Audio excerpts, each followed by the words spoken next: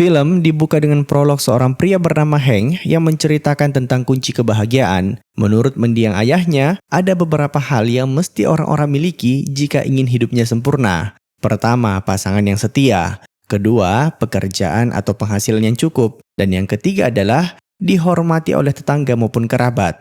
Berdasarkan pengakuannya, semua hal itu pernah Hank miliki. A wife he loves, a decent job, and for a while there, I had all that.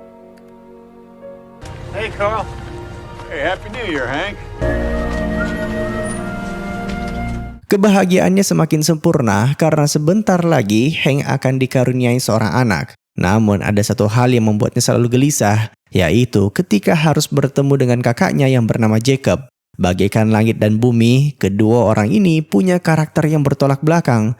Sampai hari ini, Jacob belum berkeluarga dan cuma menghabiskan waktunya untuk melakukan hal-hal konyol bersama sahabatnya Lou. Anyway, berhubung ini adalah hari Natal, keduanya pun berkunjung ke makam mendiang ayah mereka. Tapi setibanya di sana, kita diberitahu sebuah fakta menarik bahwa sekalipun terlihat bodoh, Jacob ternyata punya rasa empati yang lebih tinggi. Terbukti, dia lebih sering berkunjung ke sana dibanding adiknya yang cuma datang sekali setahun. Somebody else was here. I brought those. It's the only day we can come here. What the hell's wrong with you? Sepulangnya dari makam, sepanjang jalan, Jacob dan sahabatnya asik bergurau. Namun dikejutkan dengan kemunculan seekor rubah yang tiba-tiba melintas, mengakibatkan mobil mereka oleng hingga menabrak sebuah pohon. Insiden ini tentu membuat darah Jacob mendidih. Bagaimana tidak, selain mobilnya lecet, rubah tadi juga sepertinya habis mencuri ternak warga. Makanya dia dan Lou sepakat untuk mengejarnya hingga ke tengah hutan. Hank sendiri sebenarnya kurang setuju dengan ide ini, tapi ya mau bagaimana lagi. Hey, come on, wait up. Mary Beth.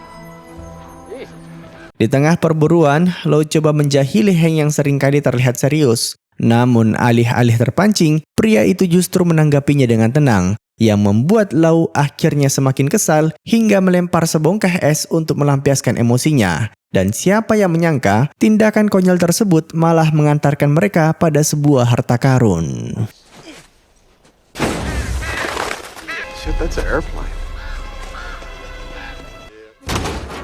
Aneh sekali, di tengah hutan itu terdapat sebuah bangkai pesawat. Tanpa pikir panjang, Hank langsung memeriksa dalamnya untuk memastikan tak ada korban jiwa. Setelah dicek, ternyata terdapat seseorang di balik kursi kemudi. Dan awalnya ia mengira sang pilot mungkin cuma pingsan. Tapi tiba-tiba... I see the pilot.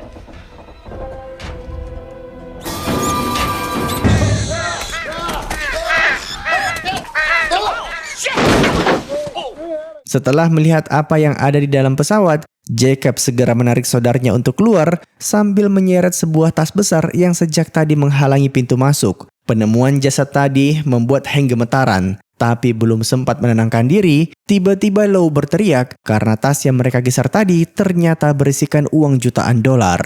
My God, how much you think is in here? You know what? I bet it's drug money. Melihat uang sebanyak itu, Lou langsung tergiur untuk menyimpannya. Lagi pula, sang pemilik sudah mati, dan kemungkinan besar ini adalah uang haram hasil jual narkoba dan sebagainya. Uniknya, Hank justru menolak ide tersebut, karena menganggap tindakan ini sama saja dengan mencuri. Namun lagi-lagi kalah suara, karena Jacob juga menginginkan hal yang sama. Agar tidak dilaporkan ke polisi, Lou coba membujuk Hank dengan mengatakan uang tersebut bisa membantu mereka hidup lebih nyaman. Karena walaupun punya pekerjaan tetap, gaji Hank ternyata tidaklah besar. Apalagi istrinya sedang hamil dan sebentar lagi membutuhkan biaya lahiran. You're about to have a baby. That when they find this plane, there's no mention of this money. It in until we know whether or not somebody's looking for it. Pada akhirnya Hank pun setuju. Namun dengan satu syarat, bahwa dia sendiri yang harus menyimpan semua uang itu sampai pesawat tersebut ditemukan oleh polisi. Jika setelah ditemukan dan tidak ada seorang pun yang mencari atau menanyakan uangnya, barulah mereka akan membaginya dengan rata. Tetapi jika ada yang curiga, maka dia tidak akan ragu untuk membakarnya. You mean you don't trust us? That's the deal. That's the deal. Okay? I'm in. Setelah membuat kesepakatan, mereka mulai menghitung isi tas tersebut dan semakin bersorak saat mengetahui jumlahnya mencapai $4.400.000 atau setara 73 miliar rupiah. Bodohnya, mereka menghitung semua uang itu di pinggir jalan. Makanya ketika ada mobil yang tiba-tiba datang ke arah mereka, ketiganya langsung panik bukan main. Masalahnya, tak ada kain atau semacamnya untuk menutup tumpukan uang itu dengan sempurna. Makanya, Hank coba sebisa mungkin untuk menyapa si warga yang lewat itu agak jauh dari mobilnya. Sialnya, orang yang disapa ternyata adalah seorang polisi bernama Carl. Hey, Carl. Engine trouble, Hank? Lou? Yeah, him too. Untung saja, Hank ini akrab sama semua warga. Makanya, Carl tak menaruh curiga sama sekali. Tapi ketika sudah berhasil menutupi semuanya, tiba-tiba Jacob malah ikut nimbrung dan menyinggung soal pesawat di tengah hutan. Syukur saja, Hank berhasil meyakinkan si polisi kalau kakaknya lagi mabuk. Lagi pula, memang dia terkenal suka ngelantur dan sebagainya. You tell him about the plane? What plane? You know he's always hearing shit. You better tell me, Jake. Let's get out of here.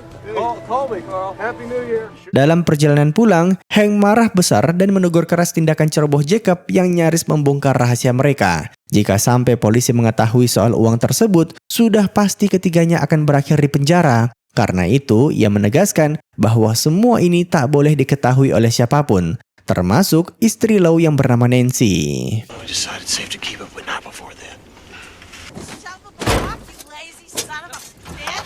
You know, I bet he's telling her.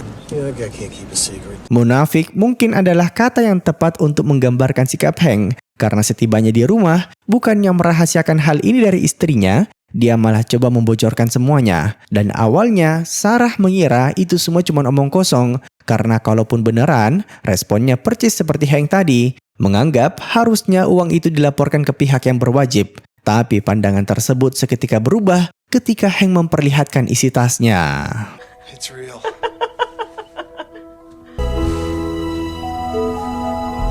Walaupun sempat tergiur, hati kecil Sarah ternyata merasa tidak nyaman dengan tindakan suaminya dan mulai memperingatkan jika kehidupan mereka yang nyaris sempurna ini akan hancur berantakan kalau uang itu sampai diketahui oleh polisi. Anehnya bukannya mendengarkan nasihat tersebut, Hank malah tak berhenti merajuk. Sikapnya berbanding terbalik ketika di hutan tadi, seakan-akan ia menyembunyikan sifat maruknya selama ini. Dan benar saja, kehadiran uang itu membuat Sarah tak bisa tidur, hingga terbersitlah sebuah solusi. Jika memang ingin disimpan, ia menyarankan agar besok pagi Hank mengembalikan sebahagian kecil dari uang itu ke tempat asalnya, sehingga ketika polisi menemukannya, mereka mengira sejak awal jumlahnya memang cuma segitu. Tapi Sarah mewanti-wanti agar rencana ini Hank jalankan sendirian tanpa melibatkan siapapun.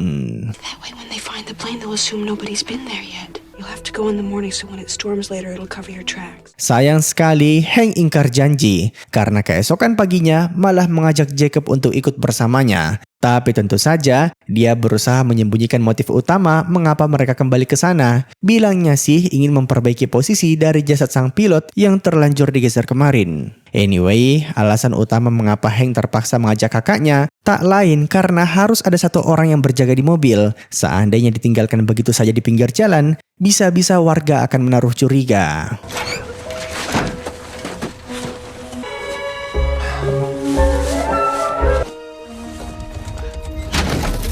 Tak lama kemudian, seorang petani bernama Dwight tiba-tiba menghampiri Jacob menanyakan apakah tadi sempat melihat seekor rubah melintas. Soalnya beberapa hari ini, hewan ternaknya dilahap oleh makhluk tersebut. Berbeda dengan adiknya, Jacob tak pintar berbohong. Makanya langsung panik, khawatir rahasianya terbongkar. Apalagi ketika melihat Hank yang tiba-tiba keluar dari arah hutan. Alhasil,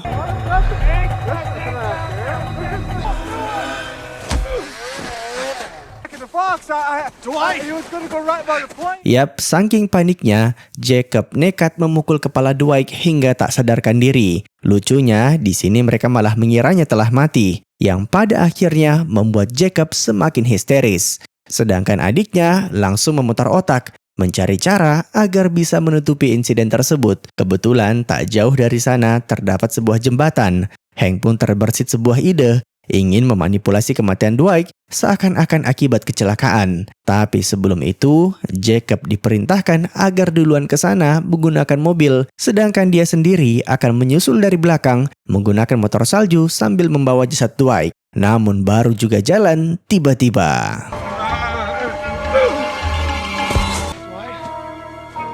What? Oh, please.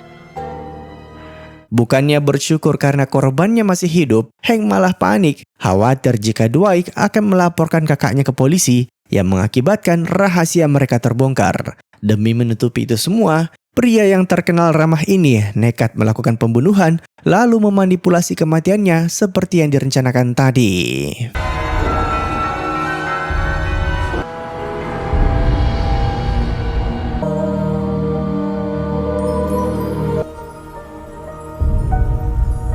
Ironisnya, setelah semua upaya itu selesai, Jacob yang mulai bisa berpikir jernih malah ingin menyerahkan diri ke polisi. Karena jika tidak, bisa-bisa hidupnya dihantui rasa bersalah. Supaya hal itu tak terjadi, Hank pun terpaksa mengatakan bahwa sebenarnya Dwight tadi masih hidup dan dialah yang telah membunuhnya.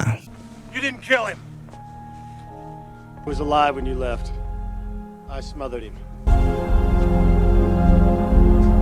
Sepulangnya ke rumah, Hank segera menceritakan kejadian itu ke Sarah. Meski sempat panik, ia berusaha meyakinkan istrinya bahwa jejaknya sudah tertutupi oleh badai salju. Dan harapannya terkabul karena tiba-tiba TV memberitakan kematian Dwight yang dianggap jatuh dari jembatan akibat cuaca buruk. Yang unik, walaupun sudah jelas-jelas melakukan dosa besar, Hank masih saja mencari validasi, mengatakan pembunuhan itu dia lakukan semata-mata atas dasar terpaksa.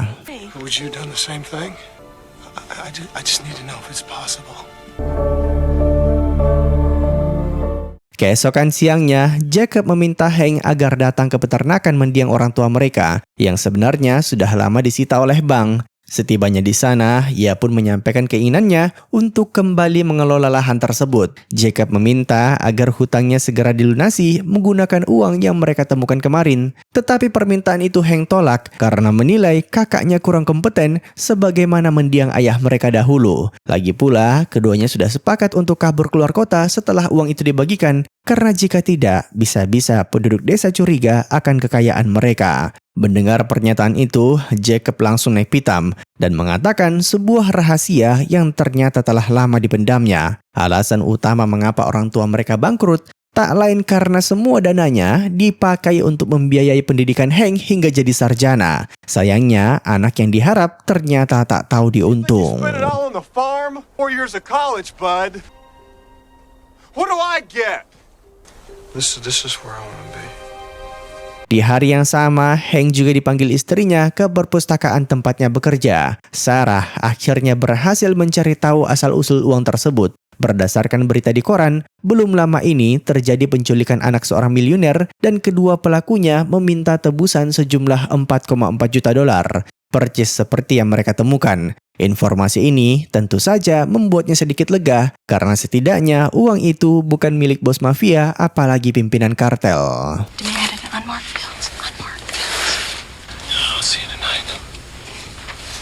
Singkat cerita, saat tengah malam, Hank dikejutkan dengan kemunculan Lou yang tiba-tiba datang bertamu. Ternyata, pria pengangguran dan terkenal suka mabuk ini muncul tak lain untuk menagih sebahagian kecil dari uang kemarin. Maklum saja, perekonomian keluarganya sedang di ujung tanduk. Tapi bukannya kasihan, Hank malah mengusirnya. Makanya, Lou terpaksa mengeluarkan ancaman. Siapa yang menyangka jika Jacob telah membocorkan pembunuhan kemarin ke sahabatnya? I know what happened to Dwight, Steve. Well, I told you, I don't have the money here. Tentu saja Hank gemeteran begitu tahu aibnya terbongkar. Tapi bagaimanapun juga belum bisa mengabulkan permintaan Lou karena Hank ngakunya uang itu disimpan di tempat yang sangat jauh. Butuh waktu seharian agar bisa sampai ke sana. Maka dari itu ia menawarkan untuk meminjamkan uang pribadinya terlebih dulu. Go to the bank and get your loan out of our savings. But we go get it as soon as she's done. Begitu Lou pulang dari sana, tiba-tiba Sarah mengalami kontraksi dan akhirnya proses lahiran pun dimulai. Keesokan paginya, Jacob segera berkunjung ke rumah sakit. Tapi belum sempat mengucapkan selamat, Hank langsung mengajaknya berbincang empat mata, mempertanyakan mengapa dia tega membocorkan kasus pembunuhan Dwight ke sahabatnya.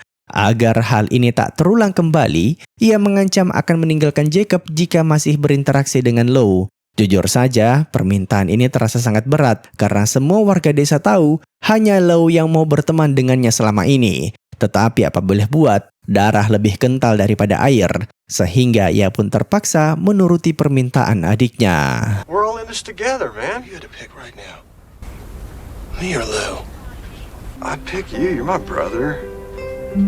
Di saat Hank mengira permasalahannya sudah tuntas, tiba-tiba istrinya sendiri malah terbersit sebuah ide gila. Jadi gini guys, supaya Lou tak berani mengancam Hank seperti semalam, Sarah memerintahkannya untuk mengajaknya mabuk-mabukan, lalu membuatnya mengatakan beberapa kata spesifik, seolah-olah pria itu adalah pelaku dari kematian Dwight, dan diam-diam merekam pengakuannya menggunakan tape recorder. Dengan begitu, siapapun yang mendengar rekaman tersebut bisa saja mempercayainya, apalagi reputasi Lou yang temperamen membuat semuanya masuk akal. Walaupun rencana ini terlihat kurang meyakinkan, tapi paling tidak Jacob sudah berpihak padanya. Dapat dipastikan, polisi pasti akan lebih mempercayai kesaksian mereka dibanding pemabuk tersebut. You takes a turn pretending how you do it. It's not gonna work. Jacob helps you. That's the key. Right? Ketika mendengar rencana ini, tentunya Jacob merasa keberatan. Namun Hank menegaskan bahwa keadaan mereka sudah terdesak. Lou bisa saja melaporkan semuanya kapanpun, sementara kini anaknya baru lahir dan tak ingin keluarganya hancur berantakan. Awalnya, permintaan itu ditolak mentah-mentah, mengingat bagaimana mungkin Jacob mengkhianati sahabatnya sendiri. Tapi Hank tiba-tiba menjanjikan sesuatu yang sulit dia I'll help you buy tolak. back the farm, but you gotta help me first. Malam itu, Hank pun mengundang Jacob makan-makan di rumahnya untuk memastikan saudaranya itu benar-benar berada di pihaknya saat menjebak Lou nanti. Keduanya asik bercerita dan nostalgia mengenai masa kecil mereka. Namun percakapan tersebut justru berujung pada terkuaknya fakta pahit yang baru diketahui oleh Hank bahwa kematian ayah mereka bukanlah akibat kecelakaan, melainkan karena disengaja atau bisa kita bilang dengan bunuh diri. Tujuannya tak lain untuk mendapatkan uang asuransi supaya keluarganya tak jatuh dalam kemiskinan. Ironisnya, Hank tak pernah menyadari hal tersebut karena dari dulu dia memang kurang peduli dengan orang tuanya. Sedangkan Jacob sendiri tak pernah menyinggung pembicaraan ini karena sudah seharusnya Hank merasa janggal dengan kematian ayah mereka. Wrong way on a ramp like that. Insurance money and take care of them. I mean, think about it. Di malam berikutnya, Lou sepakat untuk menghabiskan waktu bersama mereka di sebuah bar. Di sini, Hank berusaha mati-matian agar bisa mengambil hati targetnya, termasuk mentraktirnya minuman sebanyak mungkin. Lou yang tak menaruh curiga sama sekali, langsung merasa bersalah karena sudah mengancamnya kemarin, dan sebagai permintaan maaf, ia pun mengundang mereka untuk main ke rumahnya. Sepanjang percakapan, Jacob hanya terdiam, karena hatinya tak tega menjebak sahabatnya sendiri, bahkan ia sempat ingin menyerah dan membongkar kelakuan saudaranya. More like a brother to me than he is.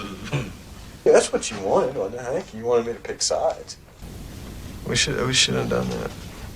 Pengakuannya itu tentu membuat sang adik kesal. Namun di tengah sikap anehnya, kita justru melihat kecerdikan Jacob yang ternyata diam-diam sedang bersandiwara agar Lou mau mengikutinya dalam memperagakan tingkah laku Hank. Seandainya polisi berhasil mengetahui jika dialah yang telah membunuh Tuan Dwight. Hank confesses, okay, to Carl, all right? And I'm just like sitting here doing paperwork, and dumbass comes in. Carl, it's about Dwight Stevenson. Tanpa menaruh curiga, Lou menyetujui ajakannya dan mulai bersandiwara. Ia tak menyadari bahwa hal yang dianggapnya sekedar candaan ini justru berubah menjadi petaka. Karena diam-diam, Hank sudah merekam perkataannya sehingga pengakuannya itu terdengar seolah-olah dialah pelakunya. You killed Dwight Stevenson? That's right. I made it look like an accident. Setelah mendapatkan rekaman tersebut, sikap Hank berubah 180 derajat. mengatakan semua orang di desa pasti akan lebih mempercayai kesaksiannya dibanding seorang pengangguran yang hobi mabuk-mabukan. Walaupun sudah dijebak dan direndahkan, Low masih bisa bersikap tenang. Tapi kesabarannya itu habis ketika mengetahui Jacob juga turut andil dalam rencana ini. Dia tak menyangka orang yang sudah dianggapnya sebagai saudara akan berkhianat. Bahkan saking kecewanya, Low sampai mengambil senjata di lemari. No, you're not leaving here until I get that fucking tape. Okay. Just leave him No, you alone. stab me in the back. Jacob berusaha menasihati sahabatnya agar menahan diri. Tapi saat ini, Low sedang dalam kondisi mabuk berat. Jadi semua bujukan dan rayuan itu tak ada gunanya. Karena tak punya pilihan lain, Jacob pun terpaksa melepaskan tembakan. Put it down!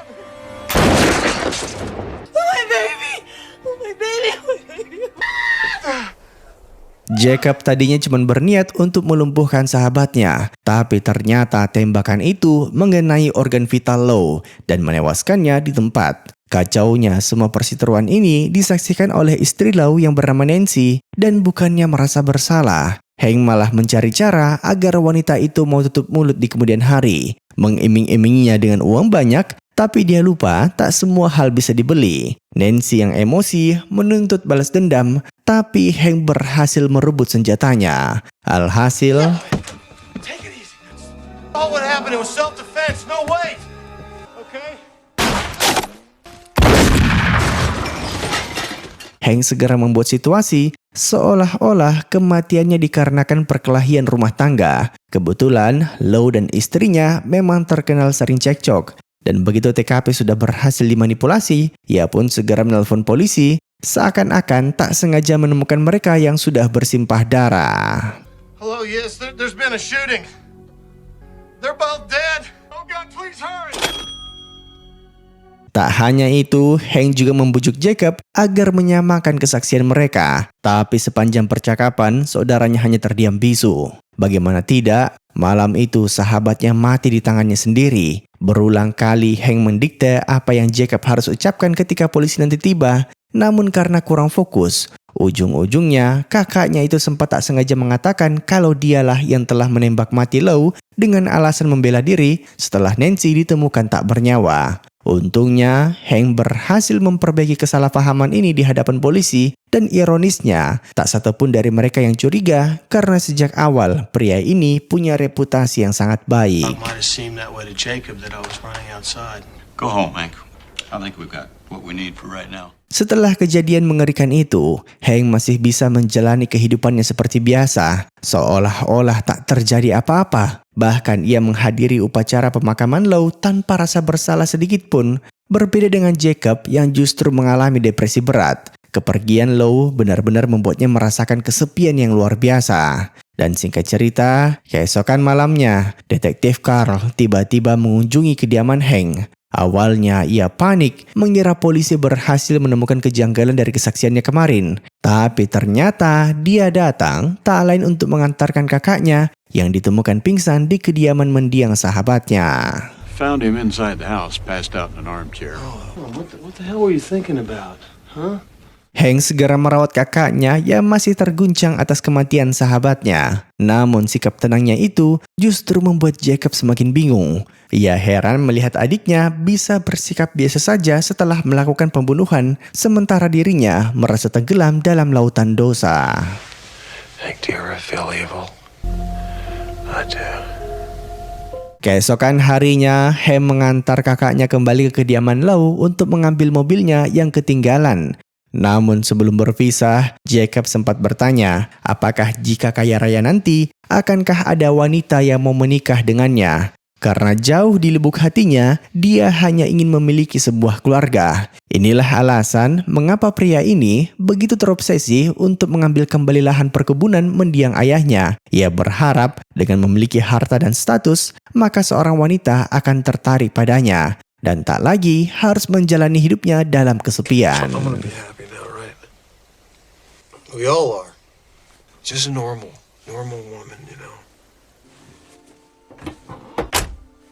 Beberapa hari kemudian, saat sedang asik cukuran, tiba-tiba Hank dihampiri oleh detektif Carl dan memintanya agar membawa Jacob besok ke kantor polisi. Jadi, belum lama ini, ada seorang agen FBI yang datang ke kota mereka untuk mencari sebuah pesawat hilang. Sang detektif kebetulan teringat akan kejadian beberapa malam lalu ketika menemukan Hank bersama saudaranya di pinggir jalan. Kala itu, Jacob sempat menyinggung soal adanya sebuah pesawat hilang. Dan mungkin ada kaitannya dengan kasus ini. Panik bukan main, begitu sampai rumah, Hank langsung mengajak istrinya kabur keluar kota. Namun Sarah memintanya untuk bersikap tenang, karena sejauh ini polisi hanya ingin mendengarkan kesaksiannya. And just leave the country. Stop it, Hank.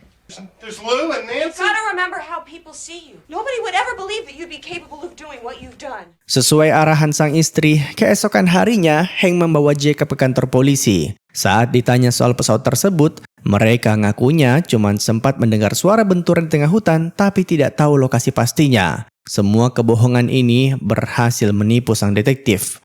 Namun ketika sudah dipersilahkan keluar ruangan, tiba-tiba sang agen FBI yang bernama Baxter justru meminta agar diantarkan ke lokasi di mana mereka mendengar suara tersebut. Untungnya hari itu cuaca kurang mendukung sehingga pencarian baru akan dilakukan besok pagi. Tell us what this is all about. Looking for a plane?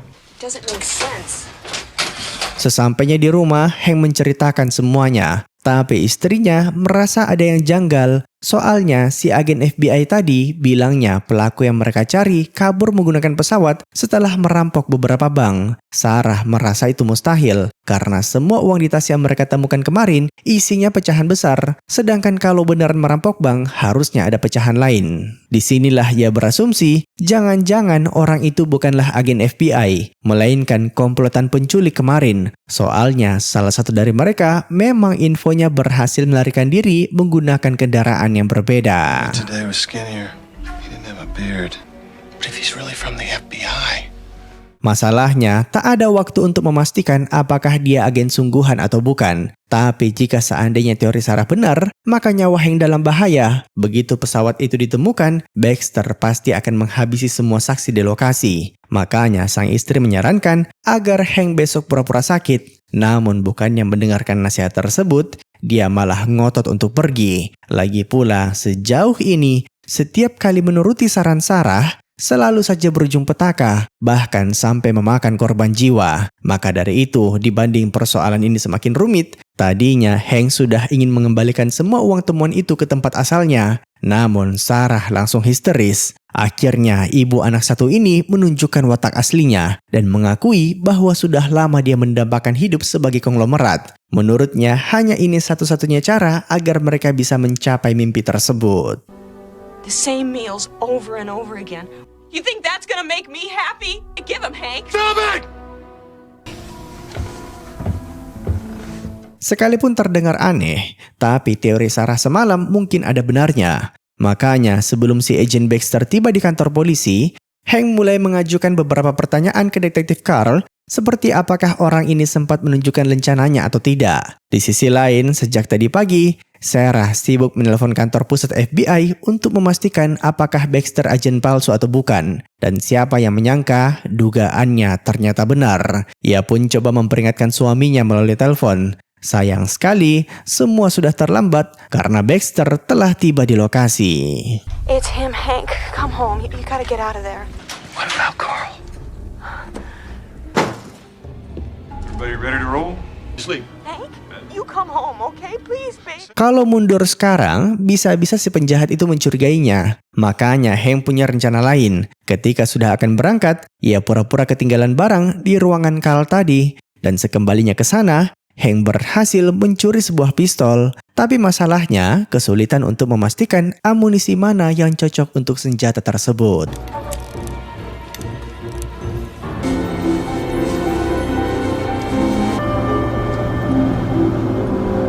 Singkat cerita, mereka pun tiba di lokasi. Tak lama kemudian, Jacob datang menyusulnya. Padahal sejak awal Hank sudah mewanti-wantinya untuk jangan ikut. Ternyata Sarah lah yang menyuruhnya untuk datang karena khawatir akan keselamatan suaminya. Got up and I feel better. He's right. You don't look good. Something wrong?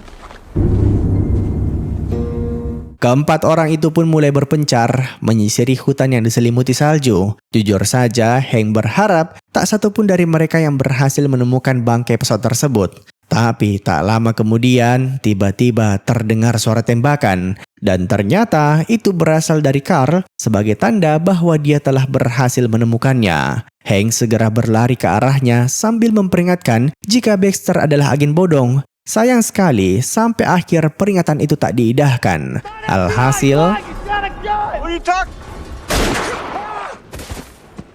Where is it?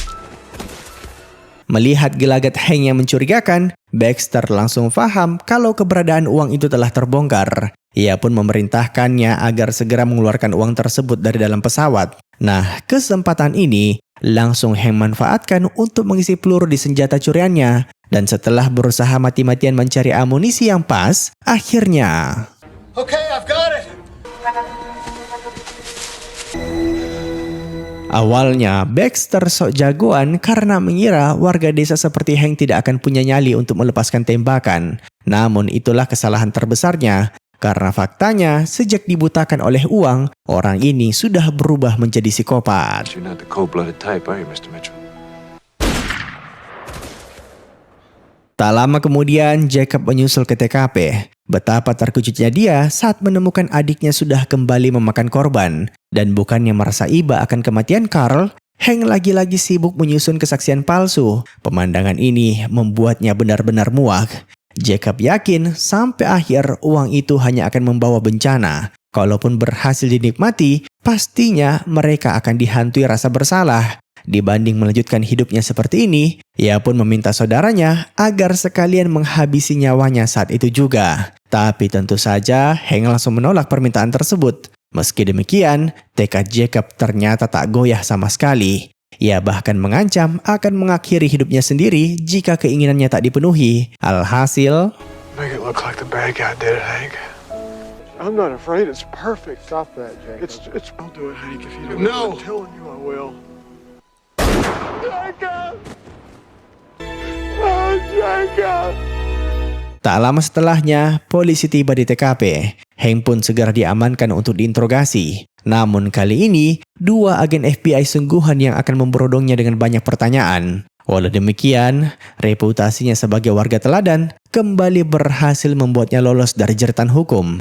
Tak satupun dari polisi itu yang curiga dengan kesaksian palsunya. Namun sebelum berpisah, kedua agen ini memberitahukan satu fakta menarik, bahwa semua uang tebusan kemarin ternyata sudah dicatat nomor serinya oleh pemerintah. Sehingga siapapun yang menemukan uang tersebut dan coba membelanjakannya akan langsung diketahui oleh FBI. Of course, we're still tracking down the rest. It's just a matter of time.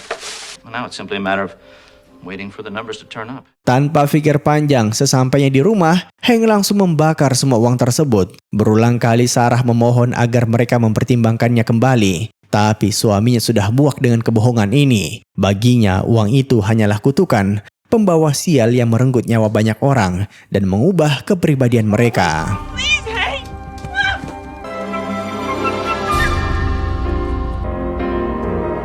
Sayang sekali, walaupun sudah dimusnahkan, hal itu tak merubah apapun. Hank dan istrinya coba menjalani hari-hari bahagia mereka seperti dulu kala. Tapi hal ini mustahil mereka capai, karena rasa bersalah akan terus menghantuinya hingga ke liang kubur. Dan dengan begitu, film pun tamat. Terima kasih sudah menonton. Sampai jumpa di film selanjutnya. Jangan lupa komen, like, dan subscribe.